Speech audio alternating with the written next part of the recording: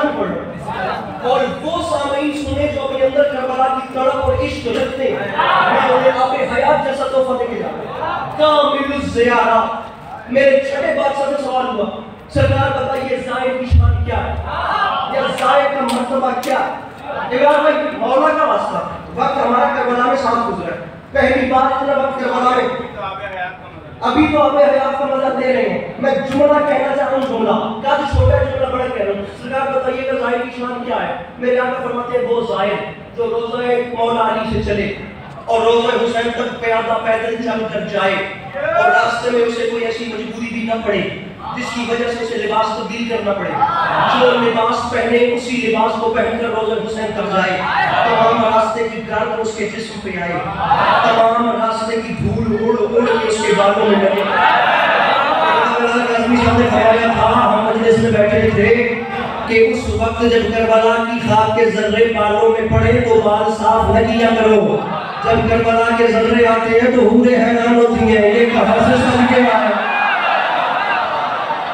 इसने के साइने में सिखा रही है।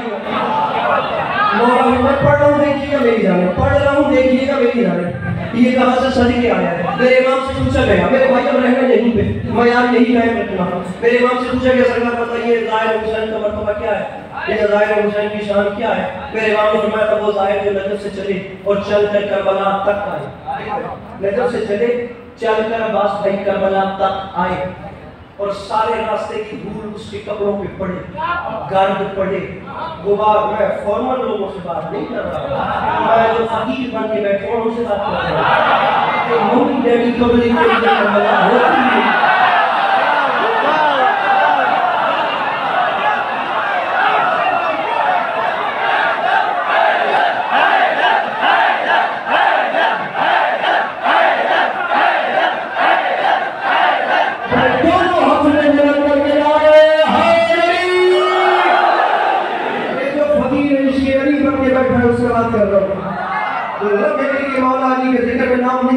मेरे कपड़ों की स्त्री टूट जाए उसे तो बात ही नहीं है। फकीर वही से पता है हाथ उठेगा तो वे मुशादा करेंगे। बात उसमें मौला का वास्ता, आप खुदा अगर मैं हाथ उठाने का कह रहा हूँ, हाथ उठाइए। मैं फिर नबी की तरफ मैं कहता हूँ कट जाए, कट के गिर जाए वो बाजू जो बाबर आजम के छक्के में उठे, अली के नारे पे गए उठे, पीएसएल के मैचों में उठे, मौला अली के जिक्र में उठे। उस हाथ का नहीं फायदा है जो उनसे मान के लुकमा गए पे खाए, लेकिन क्या फायदा उस हाथ का जो मौला अली को सलाम न करे। सरकार नजर से चले करबला तक आए और तमाम रास्ते धूल दर्द गुबार उसके कपड़े पे पड़े और वो करबला आए तो रोज़े हुसैन पर सरकार फरमाती जाए। जाने के बाद करबला की खाक उड़ उड़ के उसके बालों में उसके कपड़ों में लग जाएगी। पिंडाल पांव पर उठकर भी बोले तो हक अदा नहीं होता। मैं दाद का मुतालबा नहीं कर रहा, परेशान जवान मेरी नजर में आ गया, मैं उसके सर पे आ जाऊंगा। आसमान से बड़ा जुमला, जुमला मेरे छठे बादशाह का है। फरमाते करबला की खाक उसके कपड़ों में पड़े। फरमाते मेरे जब हुसैन की कब्र की मट्टी में खुदा ने कोई इतना असर रखा है कि वो ज़ायद करबला की धूल अपने कपड़ों से झाड़े, वो जर्रे उड़कर जिस शख्स पे पड़े खुदा उसमें भी जहन्नम हलाक।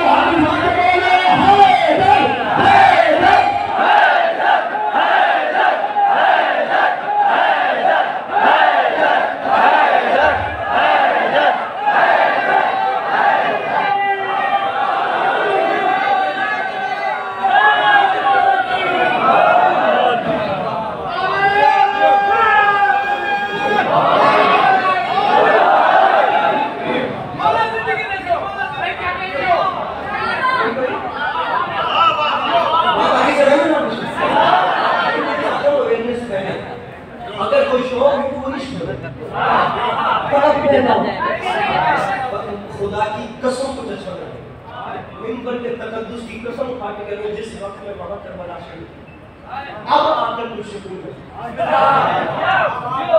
ये बीच में इज्जत हुसैन की कसम इतना बेजार गुजरा है जिसकी मैं अपनी मसाइल शुरू करूंगा तो मैं बताऊंगा कि करबला छोड़ना क्या, लेकिन अभी करबला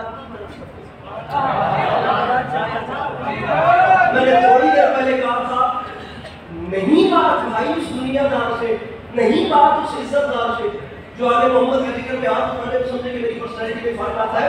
वो इतने बड़े करीम हैं जो भीख मांगने वाला भी जब अब उसे क्या चाहिए जिसका वेलकम पास करो, उस गरीब को दुनिया की और कौन सी दौलत चाहिए जिसका इस्तकबाल हुसैन करे और जो नाज कर करके कहे मैं हुसैन के यहाँ आया, जो नाज कर करके कहे मैं जनाब अब्बास के यहाँ आया। मैं पूरी दुनिया को चैलेंज कर रहा हूँ, पूरी दुनिया को, जहान भर की मिट्टी उठाई, जहान भर की मिट्टी और उसे उठा के सुनती है, फिर करबला की खाक को सुनती है। करबला की खाक में एक खुशबू है, करबला की खाक में एक महक, जहान भर पूरे पाकिस्तान का मतलब।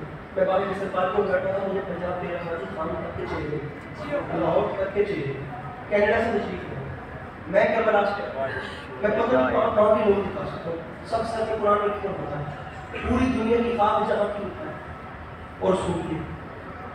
बल्कि इसके बारे में मेरे छोटे बादशाह की हदीस सरकार फरमाते हैं ईमान अकील तीन व माता जो बंदा मिट्टी खाए और मर जाए उसका जनाजा पढ़ना हराम है। क्यों? फरमाया वही इसलिए कि आदम बना था मिट्टी से।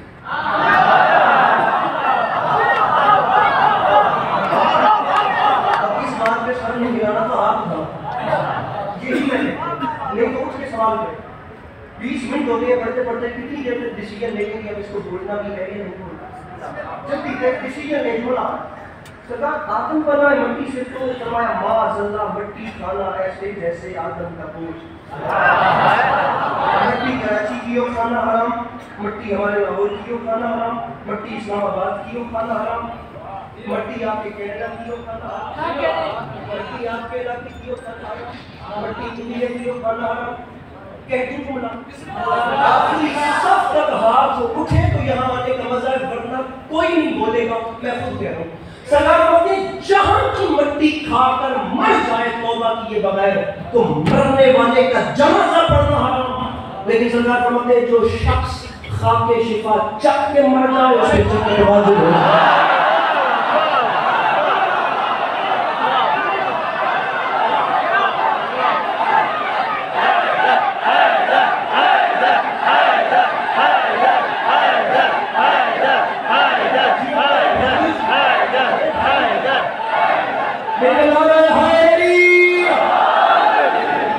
जो खाके शिफा चख के मरे उसमें जन्नत।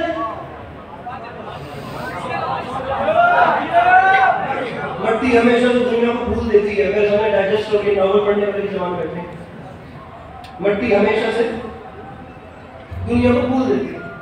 1400 साल पहले